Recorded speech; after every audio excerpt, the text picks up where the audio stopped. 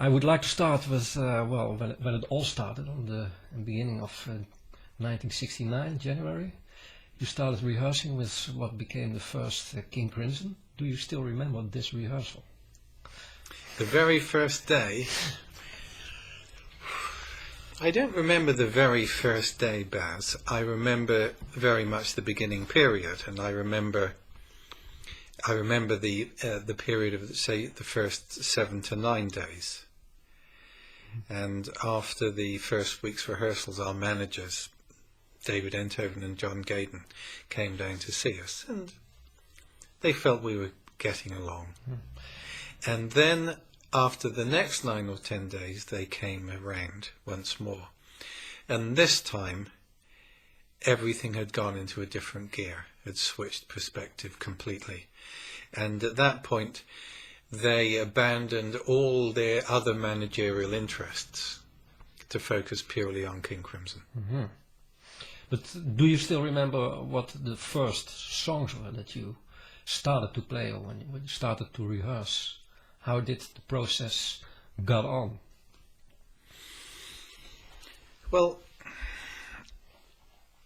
the different members had formal written ideas to a degree, which we'd learn and play and return to, and there was also a considerable amount of improvisation as well. And we'd practice and rehearse and write together each day between 6 and 10 o'clock in the evening, 4 hours a day. And then the following morning and afternoon, in the digs I shared with Greg Lake, I'd continue to write and fine-tune my contributions to the group and consider what we'd done the night before. But part of this was also getting a sense of playing with each other, getting a sense of the instrumentation, getting a sense of me working with a Marshall stack, for example, which is very different to the smaller levels of amplification I'd used up until then. The sheer visceral power that was available with an exceptionally large amplifier. So the first 9 days were shaking hands and getting to know each other. But the second 9 or 10 days, something very different took place. And people used to come down and visit us in the rehearsal studios, and we played to them. And this became something of an event for people who knew and were invited. It became something of an event. B.P. Fallon, an Irishman very much on the scene, who later did press for Island Records and for Led Zeppelin. He came down and was very much impressed. The Tony Clark, the producer of the Moody Blues, came down. He was very much impressed. And at one point, this King Crimson were intending to be the first act on the Moody Blues threshold. Yeah, if I remember well, you were often compared with Moody Blues. Had that to do with the use of the mellotrons? Yes, I think that's probably the only main point of comparison. But when a group isn't known, then a journalist or a reviewer will be trying to make comparisons so his readers have some idea what he's talking about. In fact, there wasn't a lot of close comparison between the Moodies and King Crimson, or really King Crimson than anyone else, although there was a generation of musicians playing who had close personal, professional and musical affinities. The bands were actually very different. King Crimson's rehearsals in that basement were very intense. They were very, very intense. In what way? Psychologically? In every way they were intense. It was a small space. There was a lot of volume. There was a lot of playing. There was a lot of beginning again. Very much a sense of this is a group which will speak with its own voice without any compromise whatsoever. That you recognized very soon. It was structured like this before we even met in the rehearsal room. This was its structure. Oh, yeah. Because you always said, more or less from the beginning of King Crimson, that King Crimson is a way of doing things. Yes. Yes. Well, you recognize that already from the beginning, that This is how it was set up between the players right at the beginning.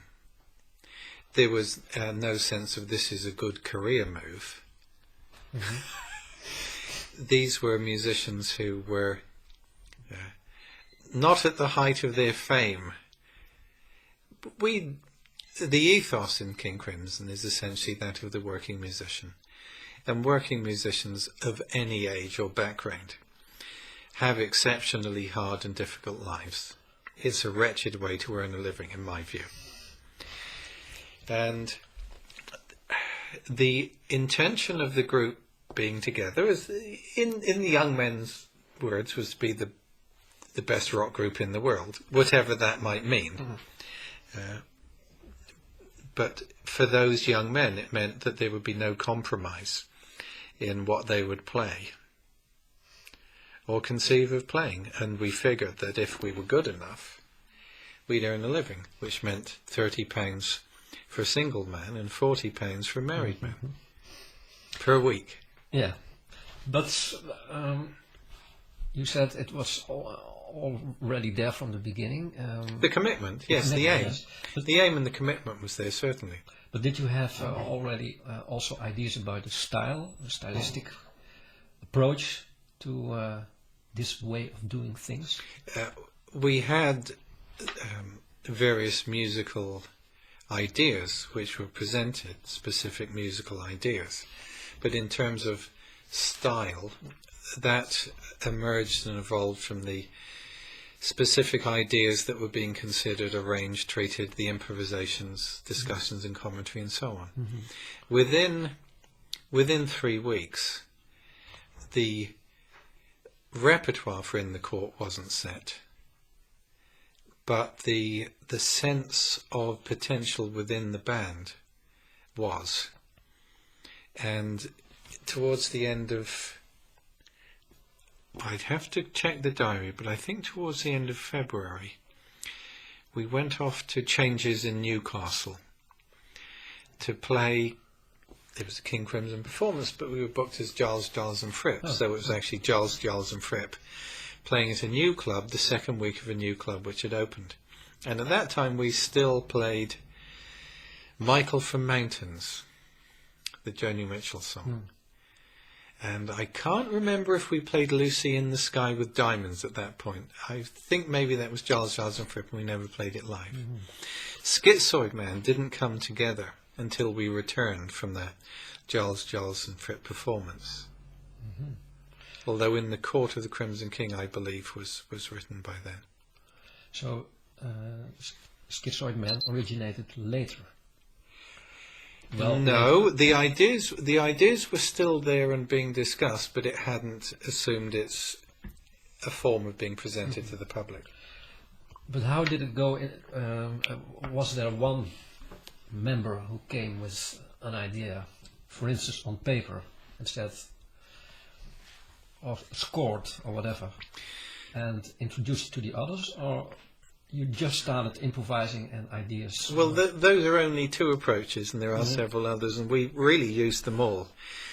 With some pieces like I Talk to the Wind, which was written by Ian and Peter, it was fairly well determined, if you like, top line and chords. The harmonies, the other 3 guys figured out and worked on.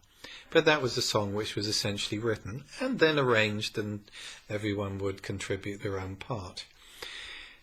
Schizoid Man, for example, was very much a collaborative effort, with everyone contributing particular parts, which I could tell you.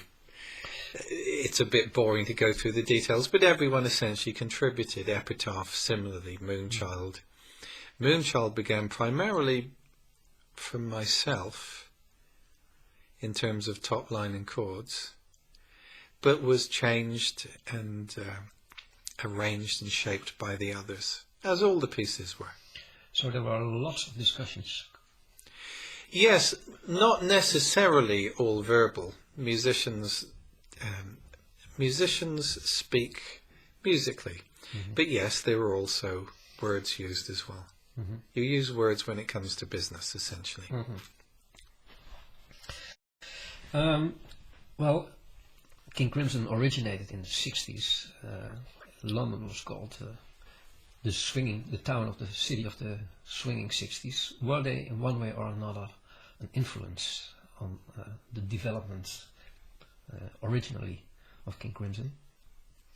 Were there influences from what was going on in London, you think, of any importance for the group?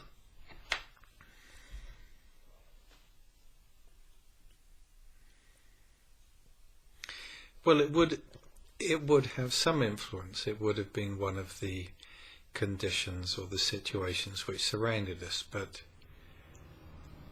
not really is the quick answer. There was a zeitgeist of the times which was particularly powerful, and this outside the sense of fashion or swinging London. Swinging London required a measure of income and money which young, struggling, unemployed musicians don't have. But the zeitgeist, there was a remarkable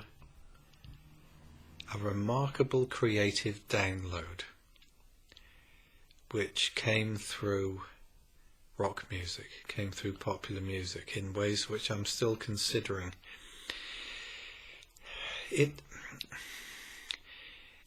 Traditional cultures refer to the muse in particular ways, their particular god forms, or the way in which the creative power expresses or unfurls itself or whatever. But one way of putting it would be to say that you can't take the muse out of music. And speaking now as we are in the middle of 1999 with music a commonplace event, it's very easy to forget that music, more properly the act of music, is a transforming and transformative experience. And music really can change our lives, except now it's such a commonplace event to walk into a building and have dull music or music playing to numb and dull the senses. It's difficult perhaps to remember that rock music was a remarkably powerful personal, social and even political expression, because also at the time we have to remember that in America the Vietnam War was a very divisive experience, and rock music was a way of focusing the younger generation. But more than this, somehow or other, the large open events, the Isle of Wight, Hyde Park, Woodstock, it somehow made possible, and forgive me if I go off the deep end here or sound a little absurd, something like it made possible an act of grace through music, something like that. And something was available in potential if you could allow it to happen. And inevitably the power of the event was trivialized, and holy water ran in low courses, if you want to put it that way. But we knew something was going on within King Crimson, which we referred to as our good fairy. Yeah. This was our good fairy. An act of benevolence, inexpressible benevolence, is possible through music. And as soon as you begin to consider that music is a commercial activity, you die as a musician. You slowly begin to die.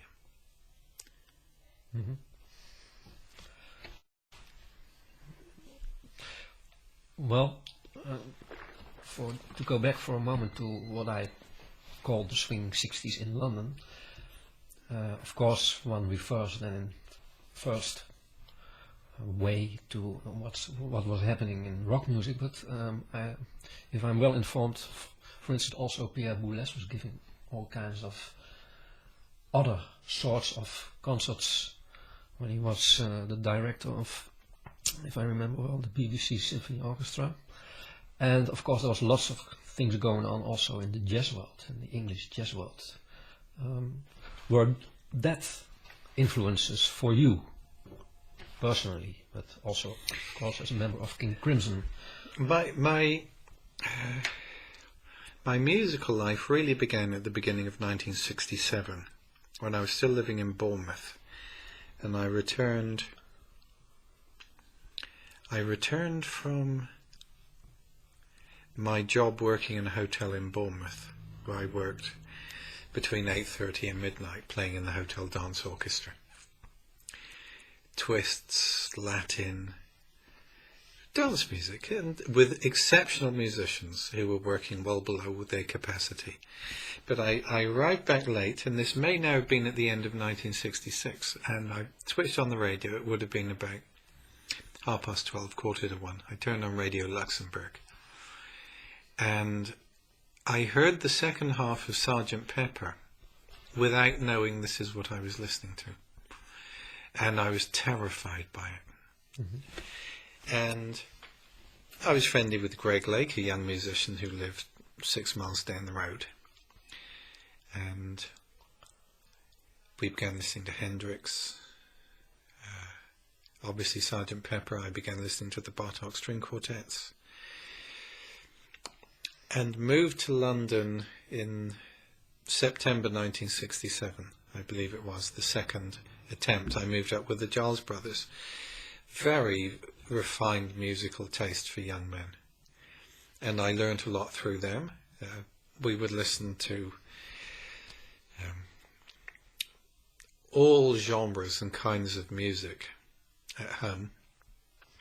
When King Crimson began at the end of 68, it was conceived through Ian MacDonald and Peter Sinfield. I made friends with Andy Dunkley and Simon Stable, who were very, very well informed of music, and we'd go around to Andy Dunkley's house and he would play us the latest records he figured young musicians should listen to that had arrived from America. For example, Joni Mitchell, Judy Collins. I continued to listen to the Bartok string quartet, Stravinsky, and swinging London as a fashion opportunity didn't happen for me. Living in our rather feeble poor digs with no money, it was a wretched existence. But it was an opportunity for me as an unemployed musician to practice. So I practiced 4, 6, 8, sometimes 12 hours a day, knowing that when an opportunity came by, I wouldn't be able, as a working musician, to be able to practice 8 hours a day. Not possible. You're too busy working. So while I had this opportunity, I seized it. And when King Crimson took off, it was the hunch was validated. Mm-hmm. I look back at the young Fripp now, at this young man, and I can criticize him for all manner of shortcomings, but nevertheless I do admire his sense that in order to succeed he had to work. He had no sense of hitting the big time. For him, it was a question of if he was good enough, he would work. And if he worked well enough, he'd earn a living. And if he worked hard enough for long enough and played well enough, he'd earn a good living. There was never any sense or notion of the big time. And there never is, and there isn't now either. Sometimes young people write to me for their advice, and the most recent one, young players locally, put a letter through my door. Would you recommend that we go for the big time? My answer was no. And any young aspirant musician whose aim is to hit the big time, for me, is missing the point. The big time is not your choice. It's whether an audience likes you sufficiently. Mm-hmm. What you might be able to do is practice sufficiently hard and long that you may be good enough to earn a living. because people aren't going to give you their money unless you give them either what they need or what they want.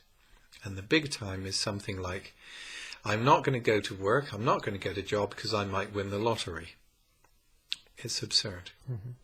And looking back, the young Fripp had an attitude which I think today is one that I would recommend to any aspirant young musician. Mm-hmm. The young Fripp was an aspirant musician who loved music. Out of that love came the view that he needed to work hard. The love for music. I think the sense of having to work hard very probably came from my parents, whose teenage years was in the Great Depression in England, and my mother was the daughter of a Welsh miner through the mining strikes in the communities in Wales in the 1920s, when my grandmother's boast for her children was that they never had to go to a soup kitchen. She fed them at home. That was a proud boast. My father was an agricultural labourer when he left school at 16 to help feed his children, because his father couldn't afford him to stay at school any longer. So my parents' working class background is probably what encouraged me to know that you couldn't rely on winning a lottery. Mm. So that was that. In terms of music,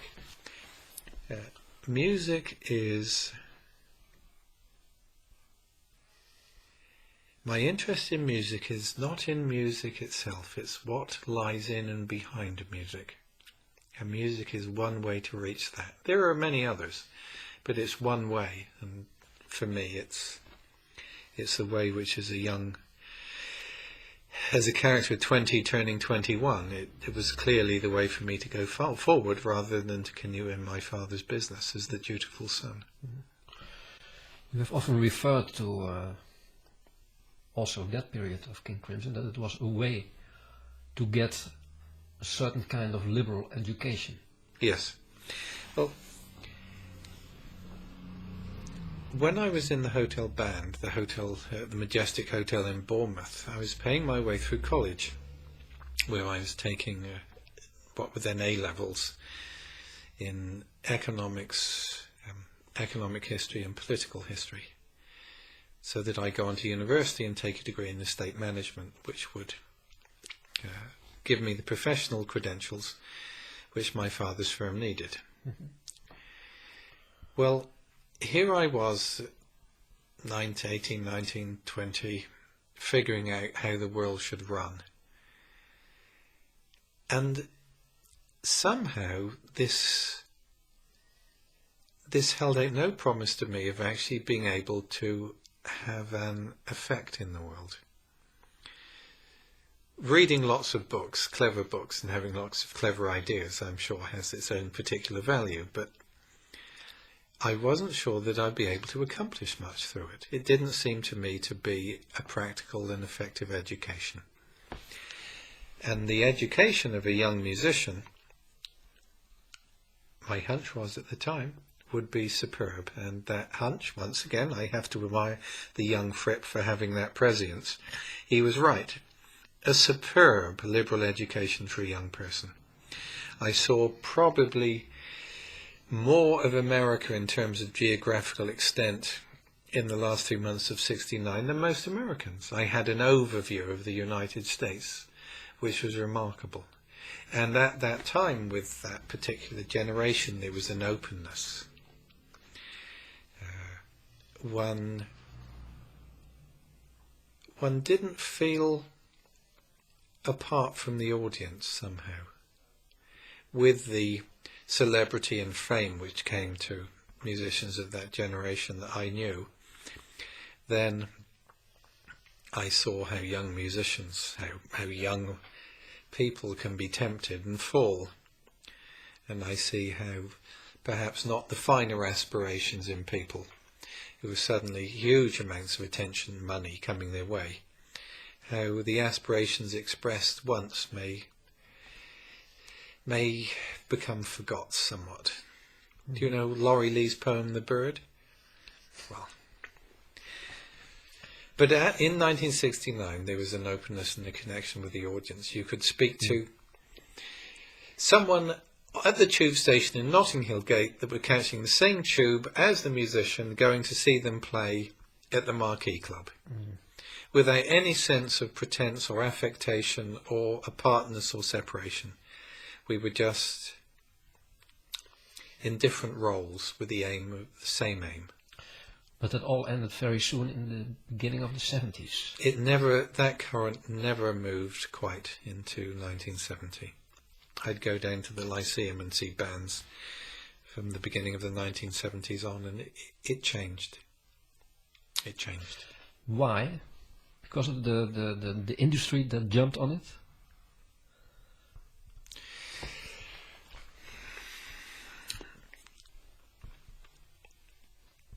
All manner, if you were looking for reasons, you'd find all manner of reasons.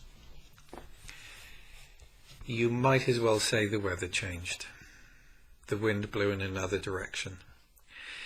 Partly a loss of innocence, partly the sun comes up in the morning, moves overhead you and then goes down in the evening. Why does that happen?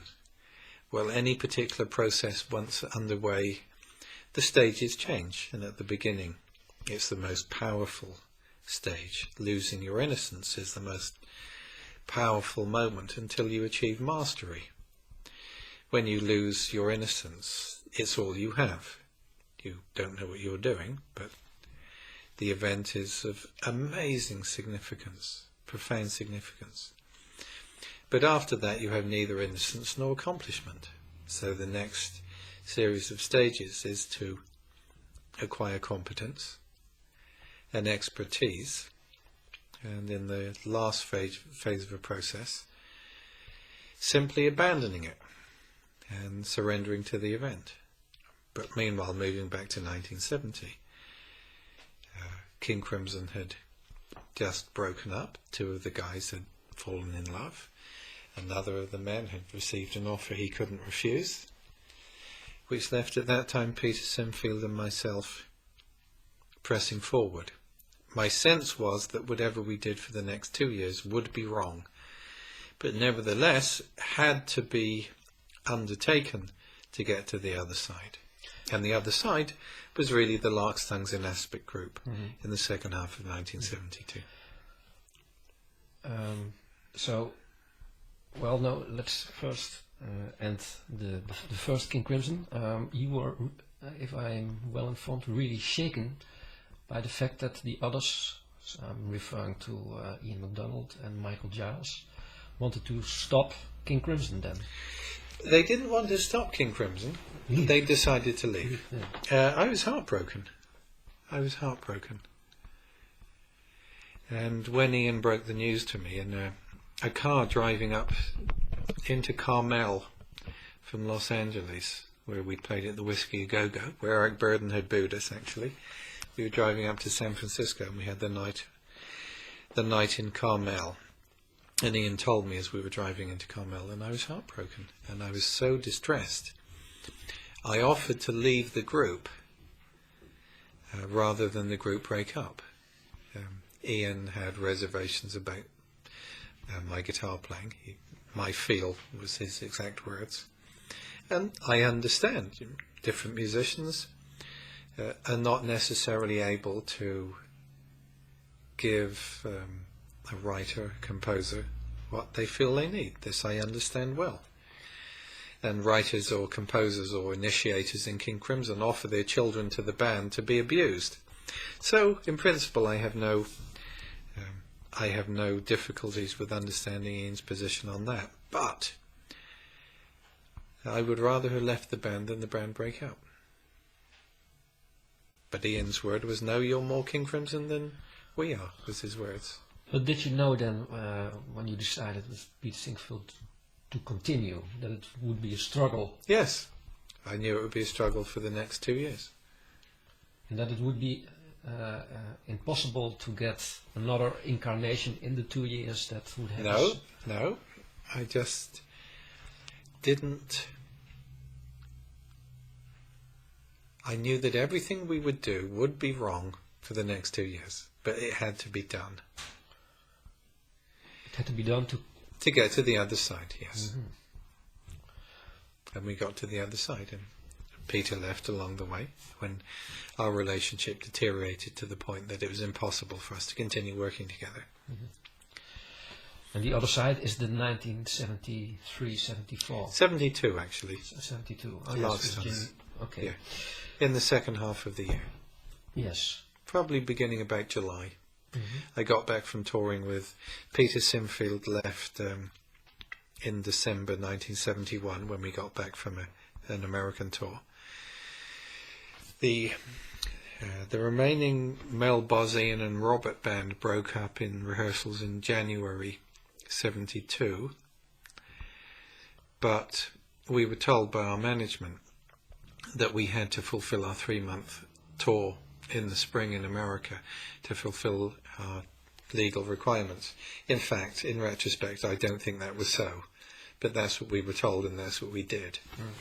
And I returned exhausted, absolutely wiped from that. It was a very frictive tour, personally, for all of us.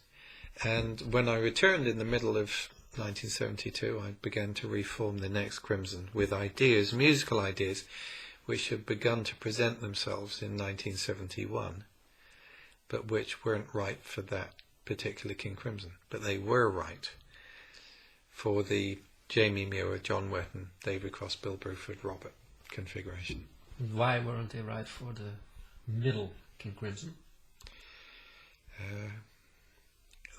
It wasn't a language which fell naturally from those players. Had that language to do with the fact that you had your eyes, at least as far as improvisation is concerned, more on the European way of improvising than on the American way of improvising, which was at least in that days a much more rhythm section with a soloist. That's part of it, yes. That's certainly part of it. And I've discussed this with Ian Wallace, who is now living in Nashville, and the next time I'm there, which is in August, I'm hoping to go and see him play some jazz. So Ian's view, as he put it, was his concern was with tradition, whereas my concern at the time was with innovation. Mm-hmm. So with Ian, his interest was more continuing the traditional role of the drummer in a rock group, whereas with my background with Michael Giles, very, very different. So this is said without any criticism whatsoever of the other members, who were superb players, and Mel Collins, who is now based mainly in Germany, would blow us all off every night. I mean, stunning player.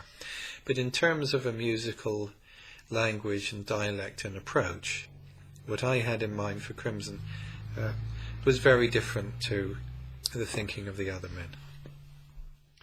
A correct view of mine that I had the impression of the middle period that you try to expand or develop yourself more as a composer, because the albums that were released then from the middle King Crimson, if I may call it like that, were almost the music for these albums was entirely written by you.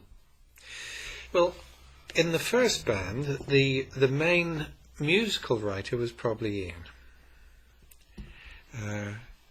Although the other men made various suggestions, and Michael Giles was as important a part of the compositional procedure as anyone who brought in an actual, if you like, top line in chords. But with the departure of the main writer, then it fell on me to develop.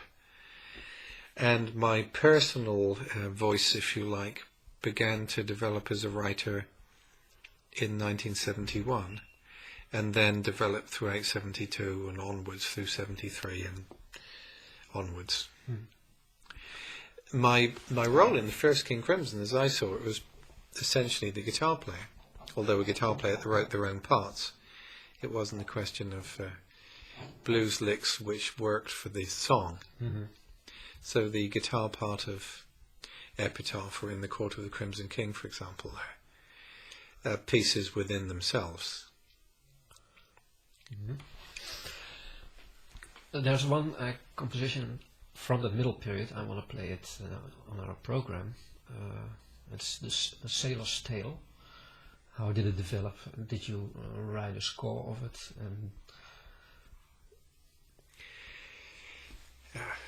The outline was written, certainly. But in terms of writing, it's not a sophisticated piece of writing. Packing up now, I've just put away the parts of Bolero, which were written out, which was written out in formal score notation and so on. But the Sailor's Tale was more or less developed out of a few ideas and then made to the song that it eventually became in the rehearsal room.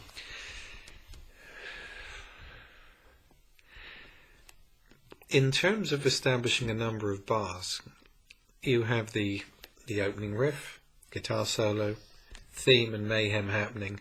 It's not a sophisticated piece of writing, but what makes it work is the actual quality of playing with it. Yeah, but also your own solo in it. The solo is remarkable. Yeah. Where did that come from? Well, it came at 3 o'clock in the morning. We were recording Islands. We had to complete the album completely in 8 days. And it was one of the most exhausting and tiring times of my life. And we go into the studio in the morning, work until 2, 3 o'clock at night. I'd return to my digs near Notting Hill, where I was a tenant of Simon Stable and his wife Judy Dybel. And I would work on I'd be working on string parts for the prelude, which I'd be writing out the string parts and the score for the prelude. Go to bed about 6, up at 8, and then off to the studio again. And this went on, and then one terribly late night, we had to keep going. It was 3 o'clock in the morning. It was time for the solo. So Peter worked with the engineer to set up the echo repeating sound, and I went in to play. And the solo was done in 2 takes, with the opening bars you hear now were the opening bars of the first take. And I believe after that most of it is the second take. And that was it. Then returning exhausted home for more of the scoring. And finally, on the very final day of the recording, when it had to be mixed, stitched together and delivered, there was simply no time to sleep. So I stayed up through the night until I think 1 or 2 o'clock the following afternoon. Peter Simfield, exhausted, went home sometime during the day or evening before, and I came out of the studio at the lunchtime to get into a van for a 6 or 8 hour drive to the opening show of our tour in the north of England. I remember the solo, where it came from.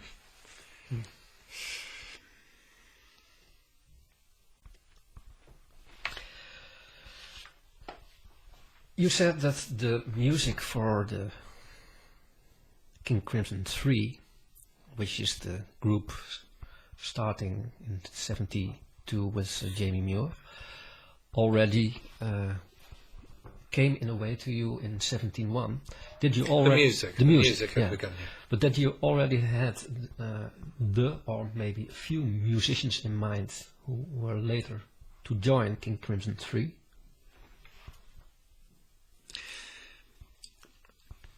The quick answer is no. John Heisman and I were talking about the possibility of working together in Crimson. But when I returned from the touring in America with Mel Bosnian in the beginning of 72, I realised that superb drummer as John was and is, it wasn't a configuration which would work, so I telephoned him and then began looking. Richard Williams suggested I touched base with Jamie Muir.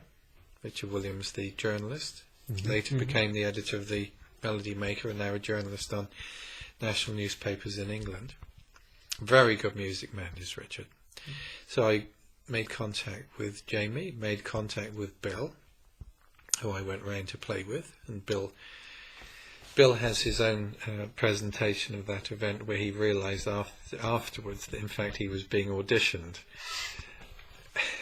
I'm not quite sure that conveys the sense of it, but I presented Bill with a number of ideas to see how he would deal.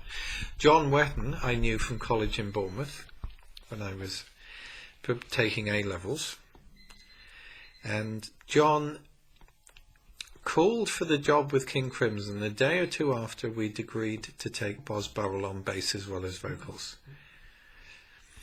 So John I knew and spoke with.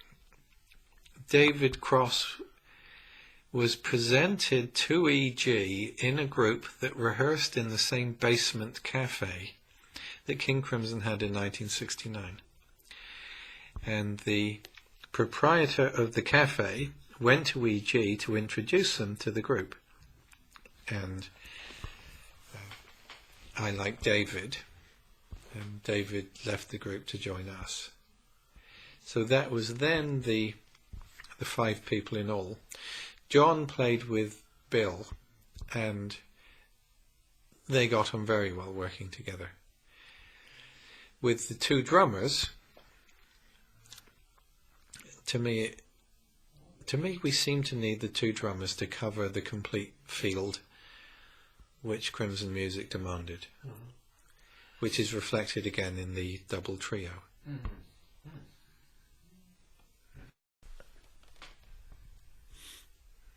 You said about the music that the King Crimson 3 we're talking about now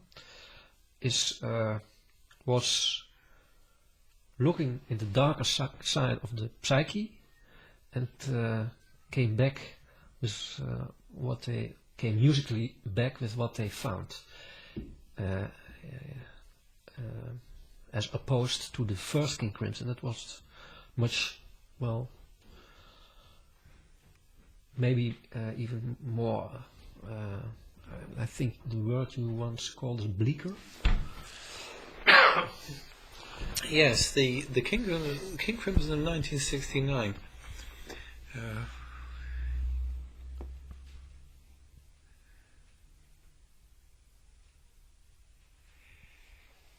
was not an outfit that saw rock music as necessarily being a form of entertainment. Or if it were a form of entertainment, it could certainly do more than that. I don't think the function of King Crimson has ever been primarily to entertain.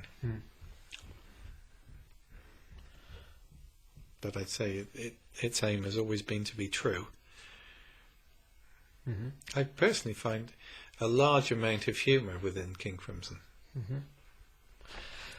But it's not solemn. It's often a serious group, but it's not a solemn group. But why do you think yourself that the music of King Crimson 3 is darker? The portions of improvisations were also larger. Does it have something to do with that? One way of approaching that would be to say that it was reporting in on the conditions it was experiencing and what it was seeing. That's one way of saying it. I remember touring in Italy in 1973, and I remember the business affairs of 1973, and whatever one might know about them, if you like, on the surface, I think we accept that artists register far more. They register